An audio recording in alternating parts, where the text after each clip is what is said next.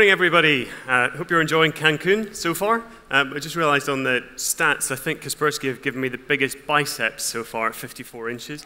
It's nice work, guys. I like perpetuating that stereotype of Irishmen. I'm just going to do two really brief things this morning. The first is a little bit of a kind of almost like a refresher on some of the OpSec fails that we've seen from APT actors in the last few years, primarily in the last, I guess, probably since 2012 up till now. And then we're going to touch on something that's just a little bit more recent. So a lot of you have probably seen in, I think it was October, November time last year, an industry consortium headed by Novetta that released a report on a group called Axiom. Some of you have probably defended against this group on your own networks. Some of you have probably studied them from a research perspective. And some of you have probably responded to incidents and intrusions around the world by these guys. So they're also known as APT 17, Aurora Panda, or probably a million and one other different names depending on which kind of vendor's naming convention you subscribe to. So I'm going to touch a little bit on something to do with those guys as well. Let's start in 2013. So this is probably still, and I suspect will remain, one of the most famous APT reports of all time. So these guys were incredibly successful for a period of almost about 10 years. They took terabytes of data out of hundreds of organizations, but they were also incredibly sloppy in some areas. So one of the points I actually find most interesting about them, not exclusive to APT1, we've seen several actors do this, but they were actually using their victim infrastructure to access some of their social media profiles. Now, that's a pretty big giveaway. And what I found interesting about that was that it's actually a result of their government's own policies. They're actually, the restrictive internet was actually, it was almost making their access to kind of unfettered internet access in victim environments a little bit more tempting. Some of the operators as well had curated over a really long period of time their own kind of handles, so Ugly Gorilla being one of them. And these guys, I mean, that was effectively their identity that they had worked on. And it was very, very difficult for them to kind of move away from that whenever they were in the kind of day job environment. So if you take that one as an example, I mean, that moniker was literally stamped all over everything that this guy was doing, from malware to actually the kind of encoded commands and websites, all sorts of things for quite a long period of time. Really difficult to leave behind. I guess the key point at the bottom around kind of old habits really do die hard. And quite an interesting point that Mandy had made in this report around the password choices, where they'd actually observed several operators reusing this same password. And what they actually kind of figured out it probably meant was it related to the 2nd Bureau, 3rd Division, 1st Section, which is exactly where they ended up attributing things to as well. Switching into 2014, some of you would have probably seen our private report on this, written by a guy called Tom Lancaster. The CrowdStrike report was really, on the same actor, was really the second time that anybody has directly attributed something to a government unit. And where these guys started back in 2005, kind of a year or so later than APT1, but from a similar region, they actually had a pretty similar patterns. So they used some of their personal email addresses to register the original command and control domains. There was a really common theme of a particular handle to do with CPYY throughout, which later turned out to be a guy called Chen Ping.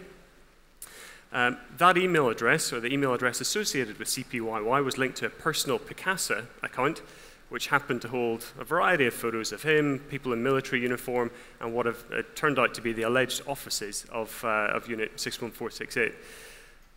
The bit where, from an external perspective, we find quite interesting was that there was a really significant sector specificity in the command and control domains for this actor. So if you look at the domains that they were registering, you could almost map them one-to-one against target organizations or the conferences that they were spearfishing, or other kind of specific things that they were interested in. And every single one of those pointed to something in the satellite, space, or remote sensing kind of sector. So given that was the kind of the original remit of that unit, it was interesting to see those two lined up as well. These guys actually demonstrated some progress. So they started off quite sloppy, and then they started improving. So in 2005, first registrations were their personal webmail. 2007, they started switching towards Western email addresses. A little bit later, They then started using completely false aliases, just making up random things apart from the email address.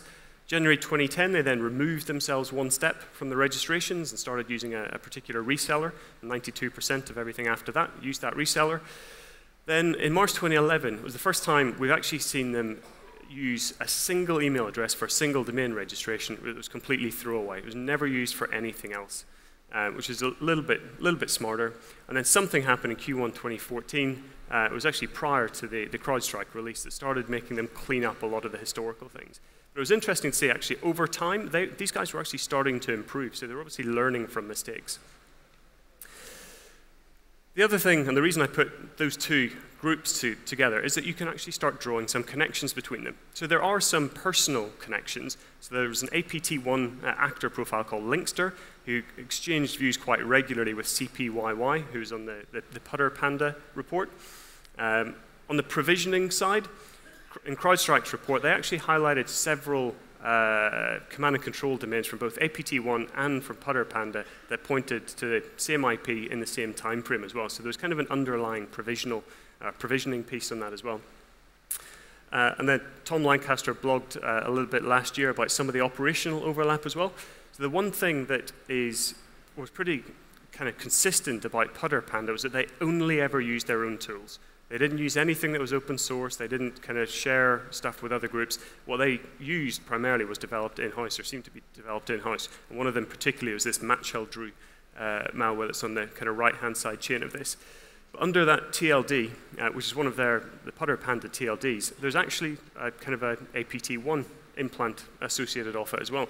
So they were kind of sharing both the underlying technical infrastructure and some of the kind of operational infrastructure to do with malware as well, which is actually interesting. One of the common pitfalls of trying to attribute these cyber attacks, where if you see something beaconing to hgcurtain.com on a network, do you assume that it's APT1? Do you assume it's Putter Panda?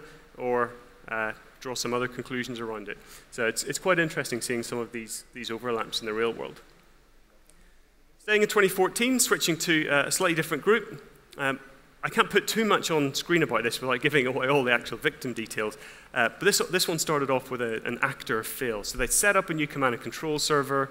They had configured the back end of the malware on the server.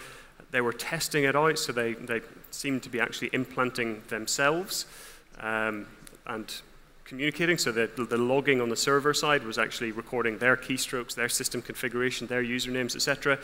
But before they went live, they forgot to clear down those logs, but they also misconfigured the server and left the log directory open to the world, so it was indexed by Google. So the first logs on that were the actor's own logs.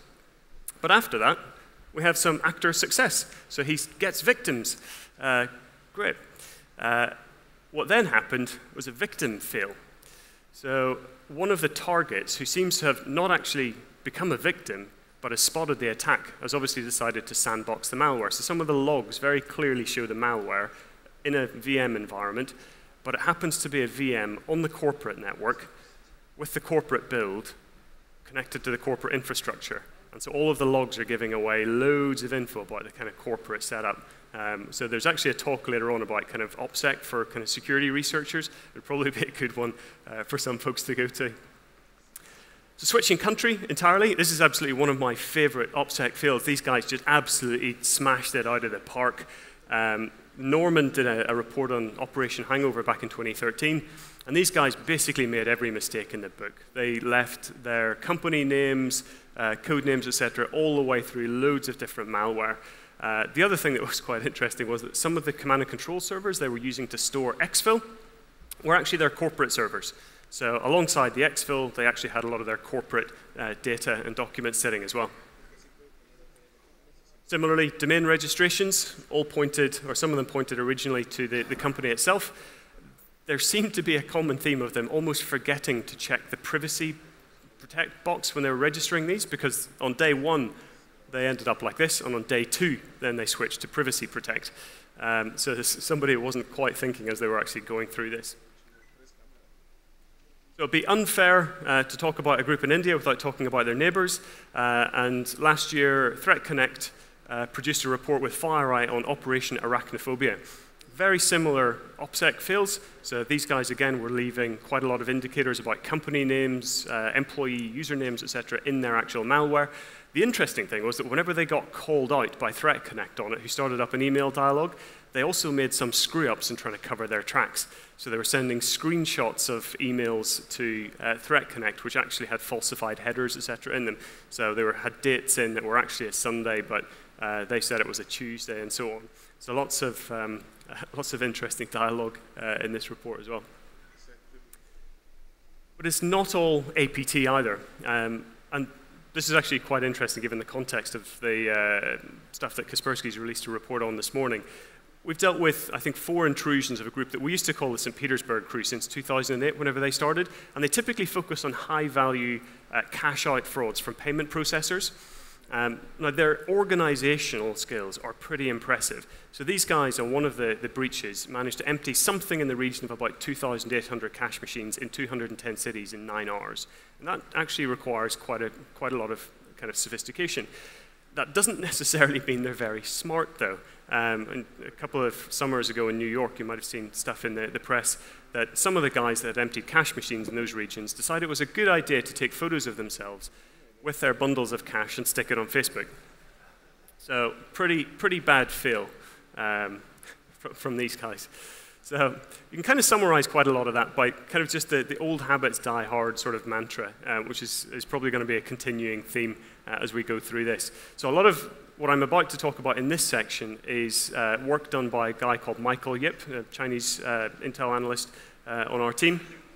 So I can't really take credit for some of this, but I'll fly through this. So Axiom, as APT 17, however you want to describe it, they have been a really persistent plague for a lot of sectors for quite a number of years. They scale really well. These guys obviously have a lot of resources. They're managing thousands of implants in hundreds of organizations, and they have a really slick operational tempo whenever they're kind of up and running in a client environment. What I find interesting, though, and I kind of retrospectively remembered about this, was reading through the report, something kind of, when I was putting this talk together, remembered this kind of phrase. Axiom had actually flagged there are no operational security mistakes spotted by any of these operators to date. So with that in mind, we'll keep going. We actually stumbled on this in a slightly roundabout way. So in 2014, we responded to a few intrusions at organizations in the semiconductor space. So they were all either involved in the design or manufacture of semiconductors, spanning US, UK, Denmark, Korea, Japan. There's some known targets at least, and everything from the advanced materials to do with semiconductor manufacturing, chip design and development for smartphones, communication devices, wireless, telco products, those sorts of things. And based on the MO, the original MO of some of the intrusions, we actually thought it was one specific group that we dealt with before. It was really common theme, common targeting, common web shells, etc. When we ended up focusing on one bit of malware they dropped that we hadn't seen before, and after quite a lot of kind of obfuscation and getting past that, we realized what it dropped out at the back end of it was a piece of malware called WinNTI. Now, Kaspersky did the original report on these guys probably 2 or 3 years ago, and at that point, WinNTI was assumed to be a piece of malware exclusive to one group, and that group primarily targeted the gaming sector, a little bit in the US, and mostly in kind of Korea and Japan. So we hadn't seen that malware shared before, or in a group that was targeting a different sector, and so we started looking a little bit more into what they were doing. And on the intrusion that we were working, we found another piece of malware called Razy, which, when we were researching it, looked to be very similar to a family, or maybe even the same family, as something called Mansgamel. So we collated as much of that as we could, pulled it all together, pulled out all of the campaign codes, the command and control, etc., and we're able to map mostly each campaign code or command and control to a specific target. But there was one that stood out that was a little bit different, which is this one on screen. So the campaign code was MISSLL, so missile, and the C2 was missile.finet.org or flnet.org, which is just a dynamic DNS provider. So we couldn't map this to anything, which left us with really 3 possibilities. So it either was a target that the actor was going after, that we just didn't know who it was a campaign code that meant something to the actor, or it was possibly an alias for the actor themselves. doing a little bit of research, it didn't take long, actually, to land on a profile. I think this was on cnsec.org, so a Chinese language security site, where a user called Missile was posting about privilege escalation, process injection, cracking password hashes, etc. All of the sorts of kind of technical skills that you would expect of someone interested in hacking in some way. So we can't say an awful lot at this stage, but we can draw kind of a statement something like this. So we think with medium confidence, there is a Chinese-speaking individual that has technical skills that are the sort of thing that are sort of skills that you would need for C&E missions. And if it was the same one that happens to be the Mansgamel kind of guy, there might be some links to an espionage set of operatives or set of groups as well. And that's about all we can say at this stage. So diving into some of the research and heading right back to the beginning, one of the things that caught our attention was a post on a Baidu forum. The guy was actually had posted a document which showed how to get Ubuntu up and running in a VMware virtual machine.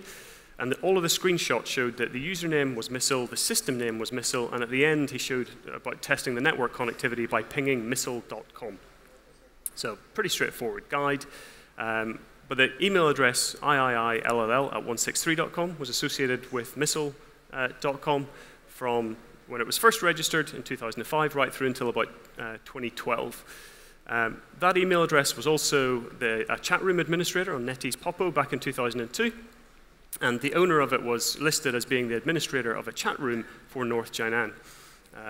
There were a couple of other links in that as well. So it's associated to a username, basically translates to Lone Wolf Watch Moon. There's also a blog for Lone Wolf Watch Moon, which gives us more links back to the term missile and a QQ number as well. So the QQ profile gives us a little bit more data. Talks about being in the Shandong province, so Jiangnan again, 1984 birthday, male, civil servant, height, weight, details, etc. Which, if you actually believe in, the guy's really tall and really skinny. Not that that matters anything. And keeping going on that sort of thread, that QQ number also references missile.com, gives another username. There's another site that associates QQ numbers with all of the usernames that they've been observed against, and quite a lot of those were throwing up terms that we had seen before. So back on some of the stuff that was identified from the QQ profile, there's more stuff to do with locations around Jiangnan, lots of shared avatars and the actual pictures across different forums. And we have a new email address coming out of this as well. So there was a confirmed link here, ccenter@gmail.com, which is the first time that we've seen that email address. So all we've got at this point begins in 2005 with the registration of missile.com. We've seen evidence that that handle was being used back in 2002 as well, so archive.org comes to the rescue in this sense. So from 2003 onwards, Missile was using a redirect service just to point his users to wherever he was hosting the websites at that point. And one of the interesting things was the personal page was actually hosted on, for kind of between 2002 to 2005, appeared to be hosted on compromised servers in China. So it was obviously capable of getting onto systems at this point. So the 2003 pages also referenced the term Lone Wolf Watch Moon, and birthday of 1984. 2005 page, again on missile.com this time, gives his birth date as 1984, also a first name of Peng. 2006 gives a little bit more detail as to what he was doing at that point. So he was learning C++, learning 10 English words per day, aiming for a security certification. And like most of us, I guess, when we were around 22 years old, me certainly, he was looking for a girlfriend. So switching tack ever so slightly, ccenter@gmail.com pops up on a job advert in 2012, this time for effectively a security company and some web penetration skills in the Jiangnan or Shandong region.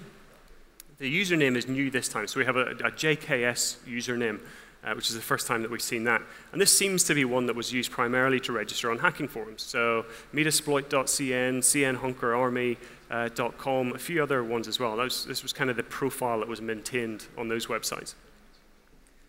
So doing another checkpoint about what we can say at this stage, So we have confirmed links between missile, IIILLL, CCNR, JKS, and the QQ number. They all seem to be one person, and they all seem to point to a location, probably workplace in North Jiangnan. And as before, the guy actually has technical skills as well. So moving into some of the more recent side of things, this email address, or the original email address from missile.com was used to register ibackdoor.net. The CCNR email address was also associated with that domain in 2009.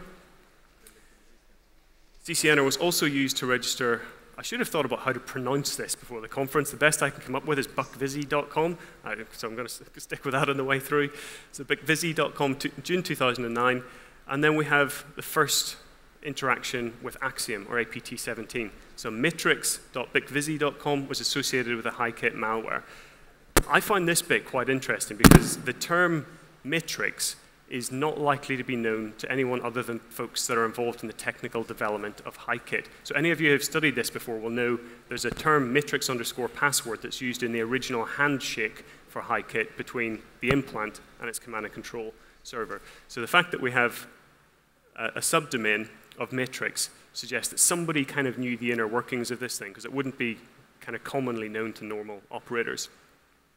So we kind of know this at this stage. We have a connection between Missile on the left, the Axiom or APT17 group on the right, via missile.com, ibackdoor.net, and bicvisi.com, with a few kind of shared email addresses in the middle.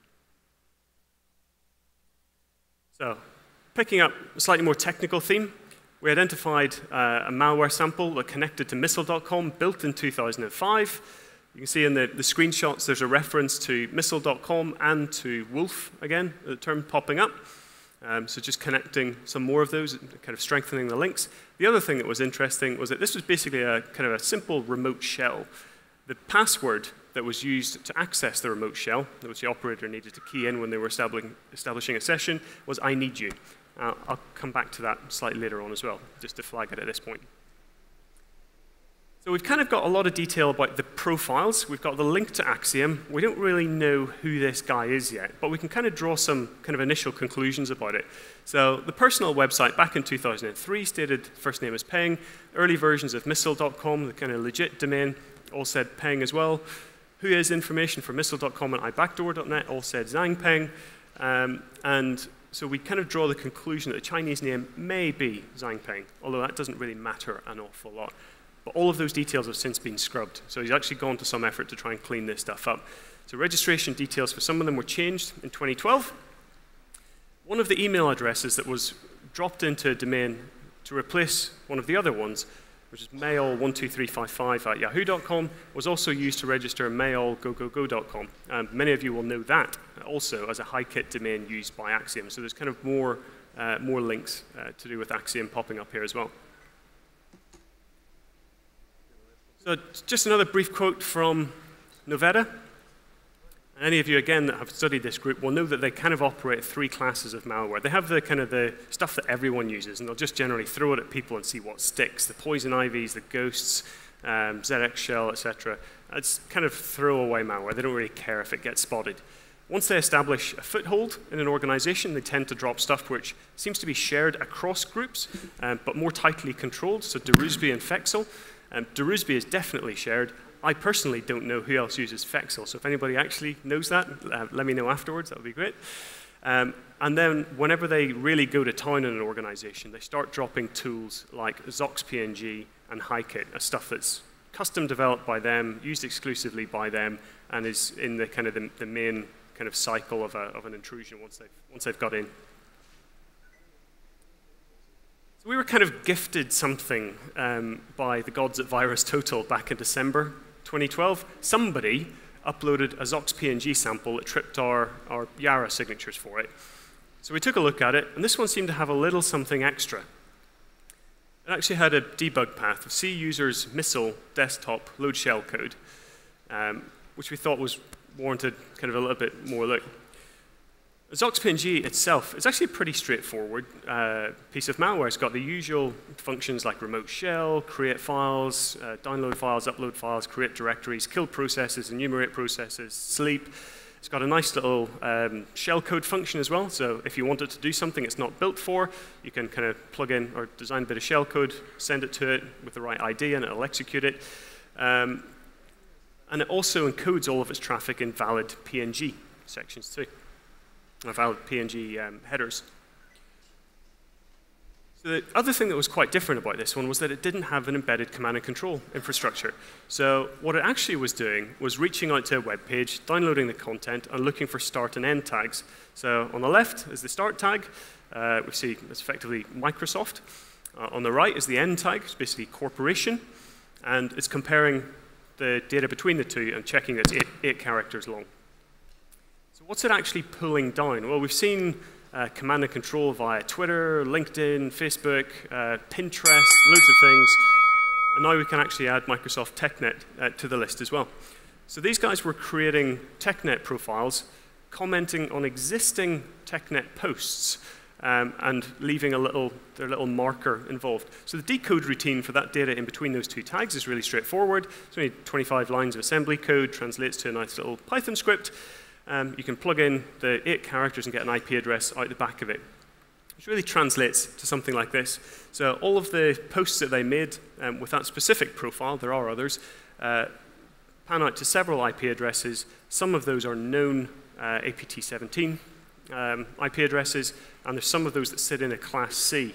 I can thank Costin for this. That actually contains a whole bunch of other Axiom command and control data too. So Missile himself, still going strong. Some of the profiles under the JKS username are still active, even as recently as Valentine's Day. So on the Baidu equivalent of Dropbox, it was uploading data and scripts to do with socket programming and C#. So since 2006, he's expanded his knowledge beyond C++, is now looking at C# as well. But the fact that he's doing this on Valentine's Day might suggest he hasn't yet got a girlfriend. So we kind of hold out some hope for him yet. So drawing all of this together, we've got someone who from 2002 to 2006 seemed to be in the early days of developing their coding skills, writing malware, developing some offensive skills, seemed to be graduating slightly after that time period to helping others on forums, recruiting some others to a specific job, and then we have the first links to Axiom back in about 2009. So what we can kind of say based on all of this so far, and just to really wrap up, is that with high confidence, we think this profile, so Missile, IIILLL, CCNer, the JKS, QQ, etc., Chinese-speaking individual, likely workplace of Jinan, Shandong. It may be Zhangpeng. To be honest, it doesn't really matter if it is or not. There are confirmed links between Missile and Axiom. So we think that Missile is part of that espionage group and is likely to be a CNE operator. And the reason I say that, remember the password of I need you back in the 2005 sample? We've got multiple confirmed reports of an Axiom operator using the same password for a RAR exfil in 2014.